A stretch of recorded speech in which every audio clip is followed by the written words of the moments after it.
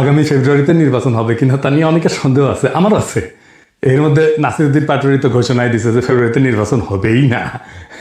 তবে আমি সবাইকে ফেব্রুয়ারিতে নির্বাচনের টার্গেট নিয়ে প্রস্তুতি নিতে বলি। এরা না বললে আবার বিএনপি ওয়ালারা বলবে আমি নির্বাচন পিছাইতে চাই।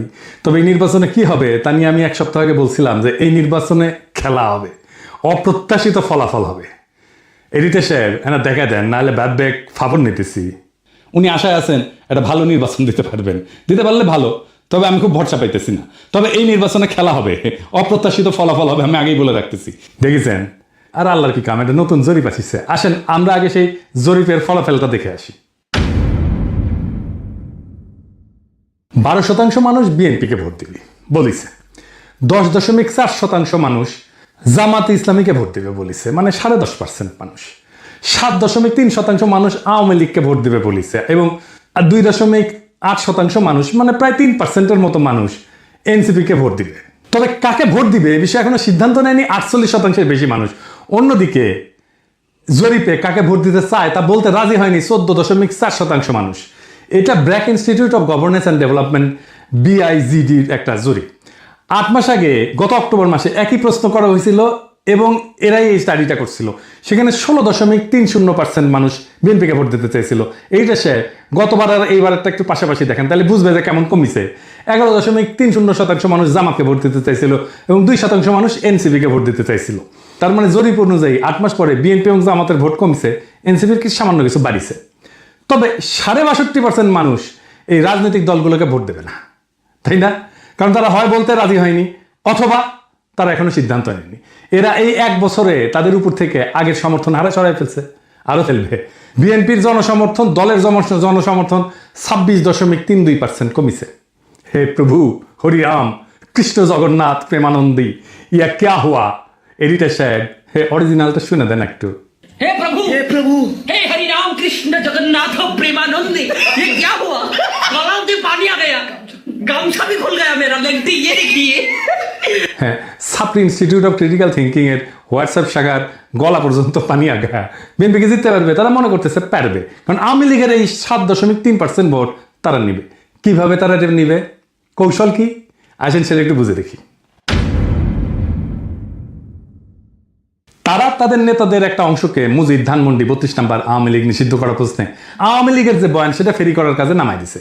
আমরা জানি এই যে শেখ রুমিনুর রহমান, ফজা পাগলা, হাবিবুর রহমান হাবিব, এরা তো কেন্দ্রীয় পর্যায়ে, এমনকি জেলা পর্যায়ে, উপজেলা পর্যায়ে পর্যন্ত আওয়ামী লীগের ভোটার, বিশেষ করে হিন্দু সম্প্রদায়ের কাছে তারা একই বয়ান ফেরি করিচ্ছে। শুনেন, এটা বগুড়ার শাহ আলম সাহেব করছে। কিন্তু সংগঠন হিসেবে আওয়ামী লীগ নিষিদ্ধ চাই না। অথচ আজকে যারা দেশদের টিকিট দিতে চায়, জামাতের মধ্যে একটি নতুন সংগঠন করেছে হিন্দু জামাত, এটা কখনো সম্ভব? তারা এবং নতুন একটি রাজনৈতিক দল মিলে 3 দিনের ভুয়া আন্দোলন করে স্বাধীনতার নেতৃত্বকারী একটি রাজনৈতিক দল, বাংলাদেশের সবচেয়ে পুরনো একটি রাজনৈতিক দল, সেই দলকে বাংলাদেশে নিষিদ্ধ করেছে, যেটা রাজনৈতিক ভাবে সঠিক সিদ্ধান্ত হয়েছে বলে আমি বিএনপির একজন কর্মী হিসেবে মনে করি না। এই বাংলাদেশের ইতিহাস লিখতে গেলে মহান স্বাধীনতার ঘোষক শহীদ রাষ্ট্রপতি জিয়াউর রহমানের নাম লিখতে হবে। এই বাংলাদেশের স্বাধীনতার ইতিহাস রচনা করতে গেলে মুক্তিযুদ্ধের নেতৃত্বকারী দল আওয়ামী লীগের তৎকালীন সভাপতি শেখ মুজিবুর রহমানকে অস্বীকার করা যাবে না। এই 2 নেতাকে অস্বীকার করে নতুন বাংলাদেশ বিনির্মাণের কথা বলে তো তাতে হয়তো এই 7%-এর 4-5% ভোট পাইতেও পারে, কিন্তু এটা পাইতে গিয়া আরো 8-10% নিজস্ব ভোটে হারাবে। তাইলে আসলে রাষ্ট্র ক্ষমতায় কে যাবে? আপনারা বুঝতে পারতেছেন যে যারা এখনো সিদ্ধান্ত নেয়নি কাকে ভোট দেবে এবং যারা বলতে চায়নি, তারাই আসলে ঠিক করবে কারা রাষ্ট্র ক্ষমতায় যাবে। তো যাই হোক, এইটা আলোচনাটা বিস্তারিত আসার আগে বিএনপি দলটা কিভাবে ফাংশন করে সেটা একটু বুঝাই। তাইলে এই যে কেন এই রুমিনুর রহমানরা এই কাজ করে এটা বুঝতে পারবেন, এবং কিভাবে তারেক রহমানের নিরঙ্কুশ নিয়ন্ত্রণ নিশ্চিত হয় দলের মধ্যে এটা বুঝতে পারবেন। আর এই পদ্ধতিটা বিএনপির সবচেয়ে বড় দুর্বলতা। আমি এটা বিএনপির সাথে কাজ করতে করতে গিয়ে আবিষ্কার করছি। আসেন দেখি এটা কেমন। বিএনপিতে 2টা কাজ করে। এক, সোশ্যাল কনফ্লিক্ট, যেটা সমাজে যে দ্বন্দ্বটা আছে সেটাকে ইন্টারনালাইজ করে ফেলে, মানে সেটা নিজের ভিতরে ঢুকে ফেলে, দলের ভিতরে ঢুকে ফেলে। মানে ধরেন সমাজে আওয়ামী লীগের রাজনীতি চলবে কিনা, এটা নিয়ে একটা দ্বন্দ্ব আছে, তো সেটাকে সে দলের মধ্যে নিয়ে ফেলে। আওয়ামী লীগের রাজনীতি করা উচিত, এমন একটা দল তৈরি করে নিজের দলের মধ্যে এই মত প্রচার করবে, আর তার বিপরীতে আরেকটা দল তৈরি করে যারা ভিন্ন মত প্রচার করবে। এটি হইতেছে এক্সটার্নাল কনফ্লিক্টকে ইন্টারনালাইজ করা। কি সুবিধা পায় এতে? সে মনে করে যে এক্সটার্নাল যে কনফ্লিক্ট, এটা তো ম্যানেজ করা ডিফিকাল্ট, এক্সটার্নাল কনফ্লিক্টকে আমি যদি ইন্টারনাল করে ফেলি সেটাকে আমি কন্ট্রোল করতে পারবো ইজিলি, কারণ আমি তো নেতা, আমার কথা দুই পক্ষই শুনবে। তো আমি এই আলোচনাটা দলের মধ্যে থেকে করব এবং আমি এটাকে নিয়ন্ত্রণ করব। বুঝতে পারছেন? মানে সমাজের যে বিতর্ক, সেটা আমি নিজের দলের ভেতরের একটা ইন্টারনাল বিতর্ক করে ফেলবো। দলের ভেতরে যদি আমি ইন্টারনাল, সমাজ তো আমার কথা শুনে না, তো দলের ভেতরে যদি আমি ইন্টারনাল কনফ্লিক্টটা নিয়ে আসি, তাহলে দলের লোক সবগুলো আমার কথা শুনতে বাধ্য হবে। আর একটা বিষয় হইতেছে যে এরা একজনকে আরেকজনের পিছনে লাগিয়ে দেয়। এই যে কনফ্লিক্টটা দলের ভেতরে নাই, সেটা তৈরি করে। আমাকে এই যে ওয়াহিদুজ্জামান অ্যাপোলো একদিন বলে ফোন মেরা যে বিএনপির অনেক লোক বলে যে আপনি রয়ের এজেন্ট। হ্যাঁ, তার মানে কি বুঝেছেন? তো তার মানে এটাই যে শুনে হয় আমি বিব্রত হব বা সংকুচিত হব বা ভয় পাবো এবং আমি একটা আশ্রয় খুঁজবো, আমাকে এমন একটা মহাশক্তির কাছে পাঠাবে যে আমাকে আশ্রয় দেবে, অথবা সেই আশ্রয় দেবে। তার মানে বুঝেছেন তো? বা সেই বলবে আরে ব্যাপার না, আমি দেখতেছি, আমার উপরে ছেড়ে দেন। হ্যাঁ, তো সে তার দলের লোকদের উপর আনুগত্যটা কেনে, তারা এটা চাপে ফেলে ভয় দেখায়, আনুগত্য আদায় করে। এটা বিএনপির কৌশল। যাই হোক, এই যে এক্সটার্নাল কনফ্লিক্টটাকে ইন্টারনালাইজ করে ফেলা, এটা তার নির্বাচনে আওয়ামী লীগের ভোট টানার একটা কৌশল। তো যাই হোক, এখন এই যে নির্বাচনের জরিপ, এটার প্র্যাকটিক্যাল ফলাফলটা কি? প্রথম ফল হইতেছে বিএনপি আগামী সরকার গঠন করতে পারছে কিনা, এটা বিরাট সন্দেহের মধ্যে পড়ে গেল। ধরেন এনসিপি আর জামাত ঐক্য হইল, ওইদিকে বিএনপি নিজের ভোটের সাথে আওয়ামী লীগের ভোট আর জাপার ভোট মিলে একটা হাড্ডাহাড্ডি লড়াই হইল। তাও কি বিএনপি বা এনসিপি জামাত ক্ষমতা আসতে পারতেছে? না, পারতেছে না। কারণ 62.5% মানুষ জামাত, বিএনপি, এনসিপি কারোর এই 62.5%-এর ভয়েস হয়ে উঠতে পারবে যারা, তারাই আগামী সরকার তৈরি করবে। তাইলে কিভাবে এটা গড়ে উঠবে? বাংলাদেশ একটা রাজনৈতিক ফ্রন্ট গড়ে উঠবে। প্রকৃতি শূন্যতা পছন্দ করে না। এই 62% মানুষের একটা ফ্রন্ট গড়ে উঠবে। এই মানুষকে ভয়েস দিতে হবে। এই ফ্রন্ট দেশের নির্বাচনে জিতে আসবে। কিভাবে? ধরেন কয়েকটা ব্রড ইস্যুতে যদি একটা ঐক্য হয়। 1 নাম্বার, বাংলাদেশে ভারতীয় আধিপত্যবাদের অবসান হবে।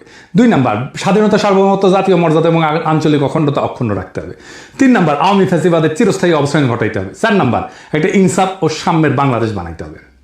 তো এই ইস্যু নিয়ে যদি ফ্রন্ট হয়, তাহলে এই 62% সেই ফ্রন্টের সাপোর্টার হয়ে যাবে। এখন কইতে পারেন এমন কোনো ফিগার আছে যে এই ফ্রন্টের নেতৃত্ব দিতে পারবে? আচ্ছা, অনেকেই আছে। আমি আজ একজনের নাম বলবো, মাহমুদুর রহমান। উনি এই ফ্রন্টের নেতৃত্ব যদি দেন, সবাই ওনার পাশে এসে দাঁড়াবে।